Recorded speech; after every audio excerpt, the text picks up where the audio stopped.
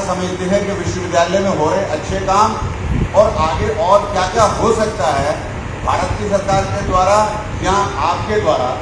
उनकी तरफ भी आपका थोड़ा ध्यान आकर्षित करते हैं। तो हमारी ये टेम्पटेशन कभी कम होती नहीं। जब भी ऐसा मौका आता है तो हम ये पूरी कोशिश करते हैं कि आपके ध्यान में जो कार्य प्रगति है उनके बारे में भी आपका ध्यान आकर्षित कर लें और साथ ही साथ में बाकी बातें भी सुनें। तो पहले तो जो बदलाव आया उसके बारे में आपको जानकारी देना बहुत जरूरी है। दिल्ली विश्वविद्यालय में रुके वर्षों से जो रुके कार्य थे और जो एक डिजाइन के कारण मैं समझता हूं कि रोके गए थे, इस विश्वविद्यालय को विश्वविद्यालय ना रहने देने के कारण रोके गए थे,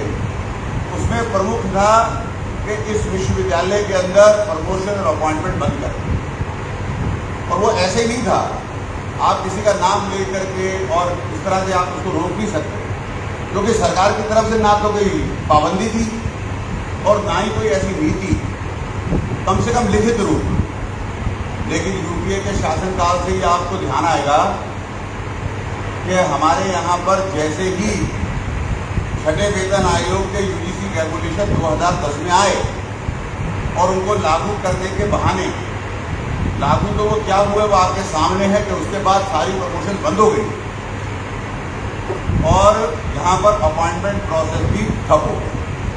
और एडहॉकिज्म नाम का एक दानव, जिसको तदर्थवाद हमने अंत में कहा कि इसका विनाश करना है, वो यहाँ मुंह फाड़ के खड़ा हो। साथ ही उस टाइम पे ये बड़ा क्लेम किया गया क्योंकि ओबीसी एक्सपेंशन हुआ है तो उसके लिए बहुत सारे शिक्षकों के पद हमको जो है सेंक्शन हुए हैं। लेकिन मैं आपको फिर एक बार आपको याद दिलाता हूँ कि वो शिक्षकों के पद जिनकी संख्या जो होनी चाहिए थे उससे केवल आधे ही हमको दिए गए, ये कहते कि पहले फर्स्ट ट्रांच भरी गई। तो आधे तो शिक्षक के पद दिए जितने की रिक्वायरमेंट थी और उनपे भी ऐसी व्यवस्था की गई कि केवल और केवल एडहॉक अपॉइंटमेंट होगा, परमानेंट ड्यूटी नहीं होगी। साथ सारी प्रमोशन रोक दिया। सेमेस्टर सिस्टम भी उसी समय हमारे ऊपर लादा गया। साथ ही साथ में कई बार पाठ्यक्रमों में ऐसे ऐसे बदलाव हुए, कभी FYUP लाना, कभी FYUP वापस करना, कभी CBCS लाना, तो कभी उसमें बदलाव करना। तमाम इस तरह के एक्सपेरिमेंट इस विश्वविद्यालय में हुए। कहने को तो वो एकेडमिक रिफॉर्म्स थे, लेकिन उनका अंत जब पूरा डिज़ाइन समझ में आया तो मनोज जी ये समझ में आया कि इस विश्वविद्यालय को विश्वविद्यालय ना रखा जाए। यहाँ पर जो है उस समय पर प्राइवेटाइजेशन, कमर्शलाइजेशन का पूरा एजेंडा चलाने के लिए सारी नियुक्तियों को बंद किया गया और पूरे सिस्टम को एडॉप्ट में कन्वर्ट किया। लेकिन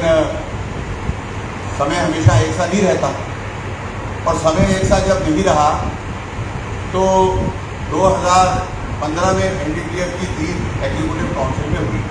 आप सबके सहयोग, आप सबने जब प्रण किया यह बदलाव आवश्यक है और उस जीत के बाद आप देखिए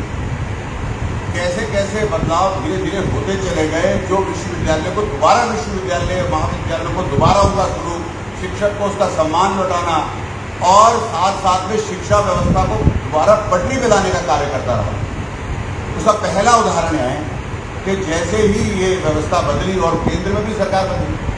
मनोज जी जैसे सोचने वाले, समझने वाले लोगों का हाथ में दिल्ली का भी बागडोर आया, तो पहला बदलाव तो ये हुआ कि एडहॉक से डिस्प्लेसमेंट बंद हो गया। जो पहले आपको ध्यान आएगा कि हर बार 6 महीने और 1 साल में इंटरव्यू करके एडहॉक से डिस्प्लेसमेंट हो जाता था। तो पहला बड़ा बदलाव तो ये हुआ कि शिक्षक को कुछ सम्मान मिलना, मनोज जी आपके माध्यम से,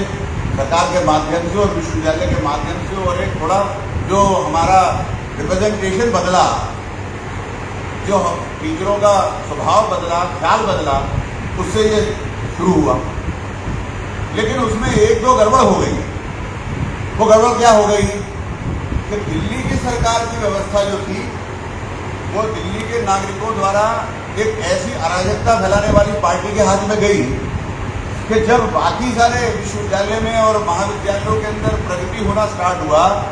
तो 12 कॉलेजों में तो धीरे धीरे फंड कट की समस्या शुरू हो गई और 2017 से ही ऑनवर्ड एक तो हमारी सारी गवर्निंग बॉडीज के अंदर उनके नुमाइंदों का आना और पॉलिटिसाइज होना, कॉलेजों की गवर्नेंस का, कॉलेजों की व्यवस्था का इतना पॉलिटिसाइजेशन हुआ कि धीरे धीरे वहाँ की समस्याएं, फीस को जो यूजीसी के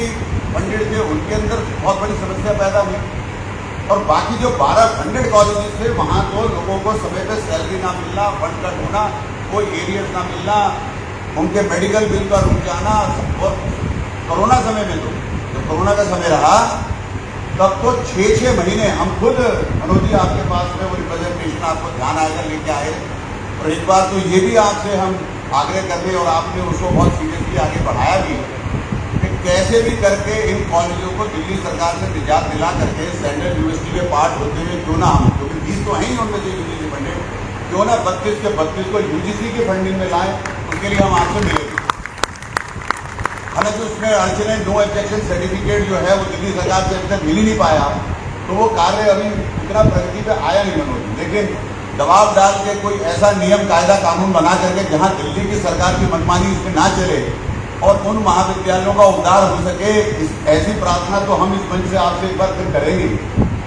क्योंकि दिल्ली के वो महाविद्यालय आज इस स्थिति में है, और बल्कि वही नहीं, दिल्ली सरकार के द्वारा जो बाकी यूनिवर्सिटी उनसे आने से पहले अम्बेडकर यूनिवर्सिटी जैसी चल रही थी, या जो दिल्ली कॉलेज ऑफ इंजीनियरिंग को डीटीयू बनाया था, हाई फीस स्ट्रक्चर के कोर्सेज, और अभी अम्बेडकर यूनिवर्सिटी में तो मनोज जी रोज हड़ताल रहती है, वहाँ के शिक्षक ज़्यादातर हड़ताल पे रहते हैं, और वहाँ के न्यूज़पेपर में ऐसी रिपोर्ट छप रही हैं कि सारा लीकेज है, वो इंफ्रास्ट्रक्चर नहीं है,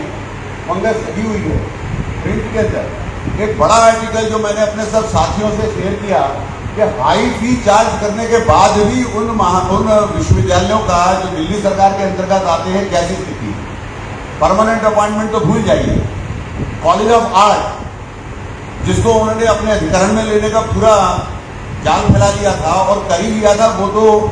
क्योंकि एनडीटीएफ नेट टूटा हुआ तो मनोज जी आप लोगों की मदद से वो बच पाया, लेकिन आज भी स्थिति बड़ी गंभीर है। 94 सेंशन सीटें होने के बाद भी केवल 20 ही टीचर वहां बचा,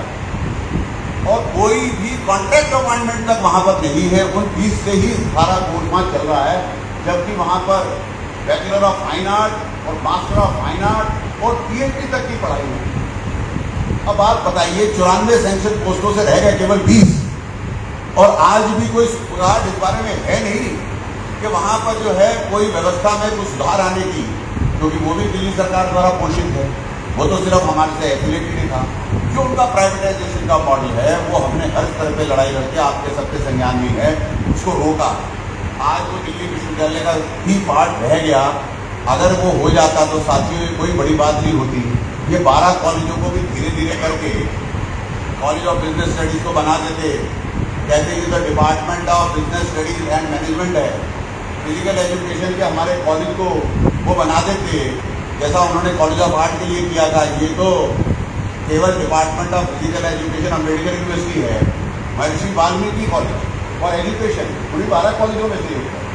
उसको बनाने की पूरी तैयारी थी कि ये डिपार्टमेंट ऑफ एजुकेशन और अम्बेडकर यूनिवर्सिटी, और उस अम्बेडकर यूनिवर्सिटी जहाँ उनको ऑलरेडी जो कोर्स चला रहे हैं, ऑलरेडी जो उनका इंफ्रास्ट्रक्चर है उसकी रख रखाव की भी व्यवस्था नहीं है,